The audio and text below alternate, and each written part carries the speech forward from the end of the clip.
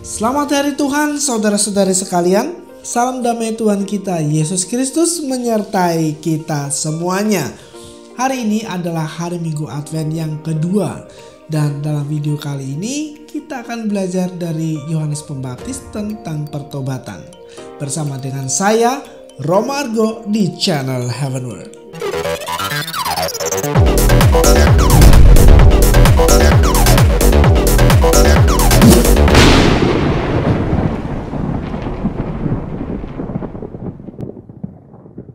Saudara-saudara yang terkasih, marilah kita awali pembicaraan kita dengan pembacaan Injil hari ini yang diambil dari Injil Matius bab 3 ayat 1 sampai 12. Sekali peristiwa, tampillah Yohanes Pembaptis di padang gurun Yudea dan berseru, "Bertobatlah, sebab kerajaan surga sudah dekat." Sesungguhnya dialah yang dimaksudkan Nabi Yesaya ketika Nabi itu berkata, "Ada suara orang yang berseru di padang gurun, persiapkanlah jalan untuk Tuhan, luruskanlah jalan baginya." Yohanes itu memakai jubah bulu unta dan ikat pinggang kulit, makanannya belalang dan madu hutan. Maka datanglah kepadanya penduduk dari Yerusalem, dari seluruh Yudea, dan dari seluruh daerah sekitar Yordan. Dan sambil mengakui dosanya, mereka dibaptis oleh Yohanes di sungai Yordan. Tetapi waktu melihat banyak orang Farisi dan orang Saduki datang untuk dibaptis, berkatalah Yohanes Pembaptis kepada mereka, "Hai kamu keturunan ular beludak, siapakah yang mengatakan kepada kamu bahwa kamu dapat lolos dari murka yang akan datang? Maka hasilkanlah buah yang sesuai dengan pertobatan. Dan janganlah mengira bahwa kamu dapat berkata dalam hatimu, 'Kami adalah anak Abraham,' sebab Aku berkata kepadamu, dari batu-batu ini pun Allah dapat menjadikan anak-anak bagi Abraham. Kapak sudah tersedia pada akar pohon, dan setiap pohon yang tidak menghasilkan buah yang baik pasti ditebang dan dibuang ke dalam api. Aku membaptis kamu dengan air sebagai tanda pertobatan, tetapi Ia yang datang kemudian daripadaku lebih berkuasa daripadaku, dan aku tidak layak melepaskan kasutnya. Ia akan membaptis kamu dengan Roh Kudus dan dengan api. Alat penampi sudah di tangannya. Ia akan membersihkan tempat pengirikannya dan mengumpulkan gandumnya ke dalam lumbung. Tetapi debu jerami akan dibakarnya dalam api yang tidak terpadamkan." Saudara-saudari yang terkasih, dari Injil yang baru saja kita simak tadi, kita tahu bahwa kehidupan Yohanes itu adalah kehidupan yang luar biasa. Dia hidup dalam puasa, hidup dalam pantang, dan sebenarnya kalau kita melihat seluruh kehidupan dari Yohanes Pembaptis itu sendiri sebenarnya sudah merupakan sebuah tanda pertobatan yang mana dia sedang kumandangkan kepada umat Israel. Jadi kehidupannya ini sudah menjadi sebuah tanda.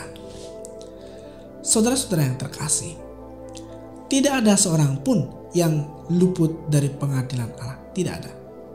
Maka jangan mentang-mentang ya kita orang Katolik yang sudah menerima janji keselamatan lalu malah hidup seenaknya.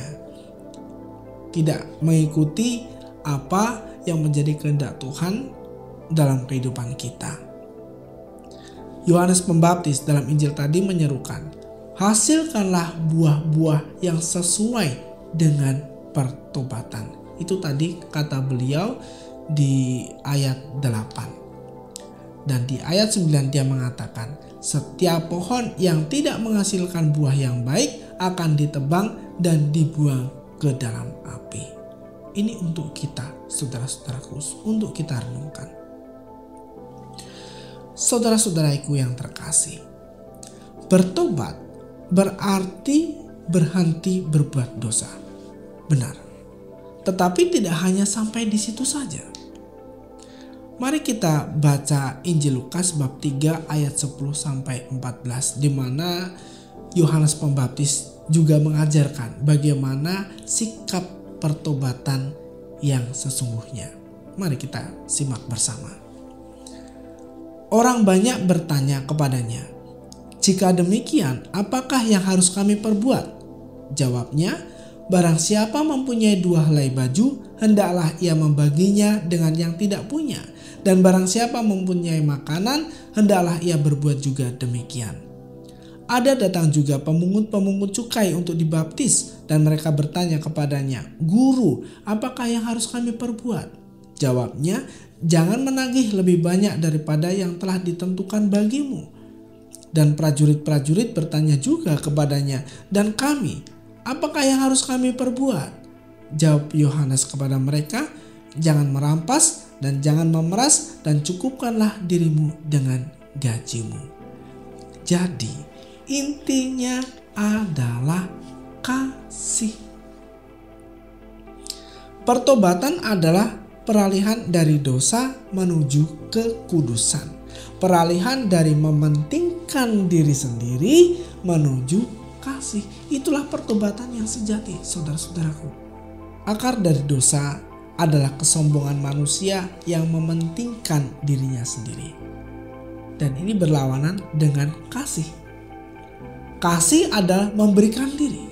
Seperti yang telah Tuhan tunjukkan di kayu salib. Dia memberikan hidupnya seutuhnya bagi kita semua di kayu salib. Maka semakin kita berbuat kasih, semakin tertutup celah untuk mementingkan diri sendiri, dan semakin sedikit celah bagi dosa. Kalau kita berbicara silih, kasih merupakan silih yang terbaik atas segala dosa-dosa kita. Karena tidak ada persembahan lain yang menyenangkan hati Tuhan selain daripada kasih. Mari saudara-saudaraku, kita renungkan baik-baik. Kalau kita menghendaki pertobatan yang sejati, maka kita harus mengarahkan hidup kita untuk hidup dalam kasih. Inilah intinya. Dan kita harus saling mendukung satu sama lain, mengingatkan satu sama lain. Dan tentu saja kita harus memulai dari hidup kita masing-masing. Mari di masa Advent ini sungguh kita persiapkan diri kita baik-baik untuk menyambut Tuhan dengan sempurna, dengan pertobatan yang sejati, dengan kasih di antara kita sekalian. Tuhan Yesus mengasihi dan memberkati kita semua.